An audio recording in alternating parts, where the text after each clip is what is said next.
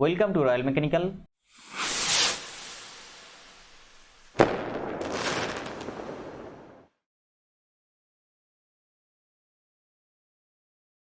Welcome to Royal Mechanical. ONGC का तरफ से जो रिक्रूटमेंट निकल गया आईटीआई स्टूडेंट के लिए जूनियर टेक्नीशियन पोस्ट पर और डिप्लोमा स्टूडेंट के लिए जूनियर इंजीनियरिंग असिस्टेंट पोस्ट पर परमानेंट बेसिस जॉब। आज डिस्कस करेंगे most important previous year question of basic engineering drawing part 4 लेके।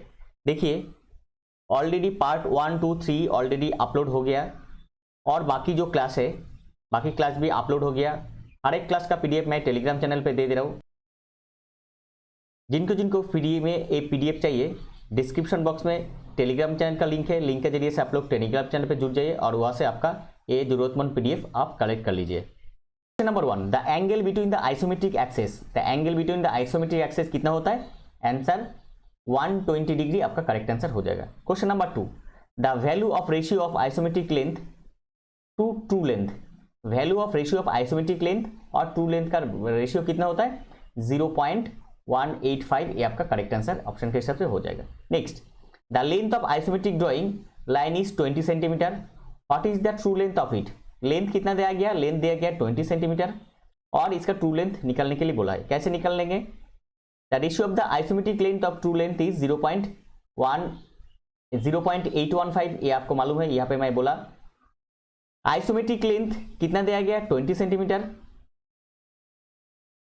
यहाँ पे देखिए ये जो फॉर्मूला है ये फॉर्मूला कैसे निकालेंगे? देखिए ट्रू लेंथ का फॉर्मूला क्या होता है? 20 सेंटीमीटर। 20 सेंटीमीटर मतलब क्या है? 20 सेंटीमीटर दिया गया आपका जो ये जो drawing line isometric drawing line 20 centimetre. तो आइसोमेट्रिक ड्राइंग लाइन बाय क्या दिया जाएगा? By ratio. किसका ratio? The ratio of isometric length and true length का। इससे आप डिवाइड करेंगे तो आंसर 24.53 समथिंग आएगा। तो ये आपका करेक्ट आंसर, इसी के हिसाब से ये करेक्ट आंसर हो जाएगा। तो फॉर्मूला जनरली ये है। ट्रू लेंथ का फॉर्मूला क्या है? जो लेंथ लाइन लेंथ दिया है उसको डिवाइड करेंगे किससे? जो रेशियो दिया है। रेशियो आपको मालूम है, ये रेशियो से आप डिवाइड कर देंगे तो आपका ट्रू लेंथ निकल आ जाए। Every time the true length is more than isometric length. True length always isometric length से ज्यादा होता है। आइसोमेट्रिक लेंथ कितना है? ये आपका 20 सेंटीमीटर दिया, तो ट्रू लेंथ आइसोमेट्रिक लेंथ से ज्यादा ही होता है। नेक्स्ट, कभी अगर कोई क्वेश्चन पूछ दिया गया कि isometric length is more than less than same अगर दिया तो isometric length is more than true length. देखिए every time the true length is more than isometric, sorry इसमें आइसोमेट्रिक लेंथ कम होगा ट्रू लेंथ से।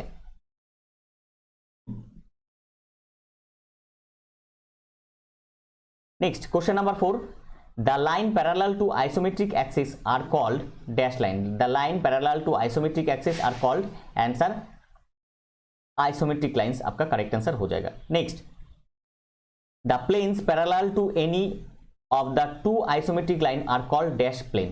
The planes parallel to any two isometric plane are called isometric plane। ये आपका correct answer हो जाएगा। Next, isometric view of cube is drawn the angle between the degree of cube and horizontal will be। the isometric view of cube का कोई एक cube है आपको मालूम है, तो ऐसा क्यूब रहता है। तो क्यूब का isometric view of cube draw an angle between the edge of cube and horizontal will be. Edge of cube and horizontal कितना रहता है?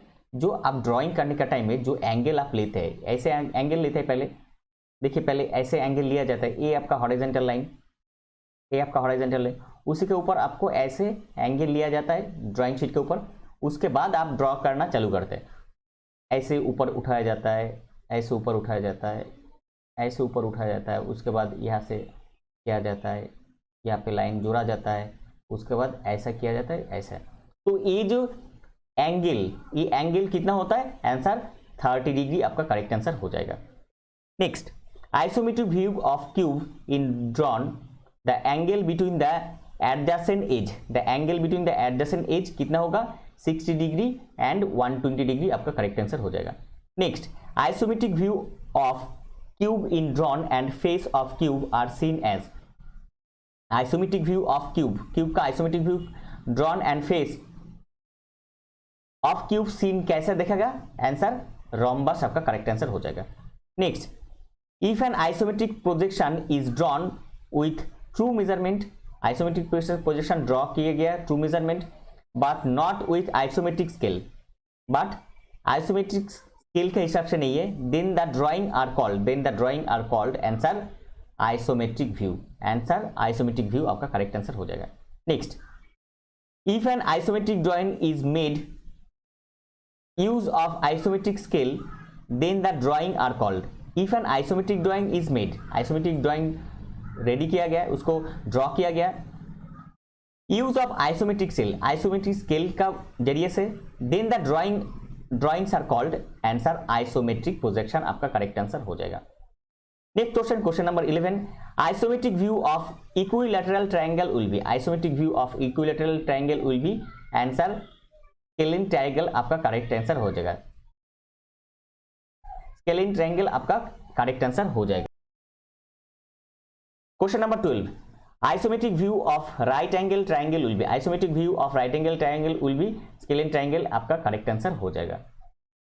देखिए explanation, scalene triangle is a triangle in which all the three side have different length. Scalene triangle किसको बोला जाता है? जिसका तीन साइड, जो तीनों साइड है, ये तीनों साइड आपका डिफरेंट लेंथ का, also the angles of scalene triangle have different measure, इसका एंगल भी डिफरेंट होगा, तो इसको बोला जाता है स्केलिन ट्रायंगल बोला जाता है। Next question number 13, isometric view of rhombus will become, isometric view of rhombus will become answer parallelogram, parallelogram आपका करेक्ट आंसर हो जाएगा। Next, isometric view of rectangle will become, isometric view of rectangle will become answer parallelogram. Most important question, question number 13 and 14, देखिए इसका जो explanation 14 number का, ये parallelogram is a simple quadrilateral with to pair of parallel side, मतलब दो pair of parallel side, दोनों side का parallel side रहता है, कोई भी दोनों साइड होगा तो वो पैरेलल साइड रहता है। The opposite faces side are parallelogram are equal length, जो ऑपोजिट फेसेस होता है वो भी इक्वल लेंथ का होता है, and the opposite angle of parallel are the equal measure. ये जो एंगल होता है इसका, ये जो एक बाहु और ये जो एक बाहु, दोनों का जो एंगल होता है ये भी आपका क्या होगा? इक्वल। इसका अंदर जो एंगल क्रिएट होगा वो भी आपका क्या होगा? आपका सेम मेजर होगा। Next, the perspective view of a circle in any type of typical position be dash, perspective view of circle in any type of typical position will be dash, answer क्या हो जाएगा आपका? ellipse, ellipse आपका correct answer होगा। Next question number 16, orthographic means answer perpendicular, answer perpendicular, most important question, question number 16। Next question number 17, orthographic view have dash dimension, orthographic view have two dimension, most 16 and 17 most important question। Question number 18, projection of an object shown by three views is known as, projection of an object shown by कितना view? 3 view is known as answer orthographic view, orthographic आपका correct answer हो जाएगा। Next, in orthographic projection the projector and plane of the projection are at an angle, orthographic projection में projector and plane of projection are at an angle कितना? 90 degree, answer 90 degree आपका correct answer हो जाएगा। Next, how many principal planes are there for orthographic projection, orthographic projection में कितना principal plane होता है? Answer 2, most important question, question number 20। Next question, question number 21, the two principal plane HP horizontal plane, VP vertical plane are degree to each other, answer 90 degree. Horizontal plane और vertical plane, ये horizontal और ये आपका vertical plane, ये कितना degree होता है? ये जो डिग्री क्रिएट करता है वो 90 डिग्री आपका करेक्ट आंसर हो जाएगा। Next, we can draw orthographic projection in dash angle, we can draw orthographic projection in first and third angle, most important question, question number 22, बहुत बार बहुत एग्जाम में पूछा गया, most important question. Question number 23. There are only dash form of orthographic projection are used. There are only dash form of orthographic projection are used. Answer 2. There are only 2 form of orthographic projection are used. Next, question number 24. SP46 is to 2003 मतलब SP46 is to 2003 recommended dash projection, recommends dash projection. Answer first angle projection. Angle first angle projection ये most important question, high level का question, लेकिन ये भी आपको जानना चाहिए. Next, question number 25. How many views are generally sufficient to describe an object in orthographic projection. How many views, कितना view जरूरत होता है generally sufficient to describe an object in orthographic projection में. Answer 3 view. Answer correct answer हो जाएगा. Next, two principal view for orthographical projection are, two principal view for orthographical projection are elevation plane. Answer elevation and plane आपका correct answer हो जाएगा. elevation और plane आपका correct answer हो जाएगा. Next, in perspective projection the horizontal plane in which the object is assumed to be situated is called. In perspective projection, the horizontal plane in which the object is assumed to be situated is called. Answer ground plane आपका correct answer हो जाएगा. Next, question number 28.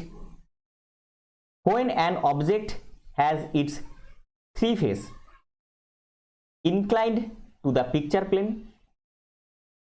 its perspective is called dash perspective, also called 3 points perspective.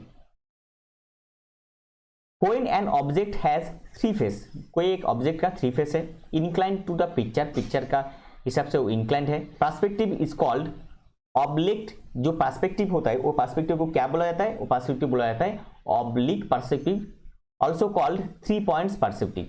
तो oblique perspective जो होता है उसको क्या बोला जाता है? 3 point perspective. 29. The perspective view of an circle in any type of typical position will be dash. Answer ellipse. ये repeated question है.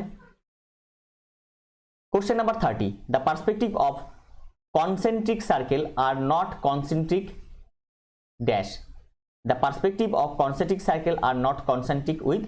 Answer A ellipse आपका करेक्ट आंसर हो जाएगा.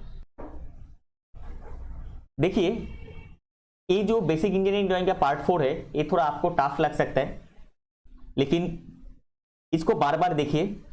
कोई चीज अगर टफ रहता है तो उसको बार बार रिवीजन करने से वो इजी हो जाता है.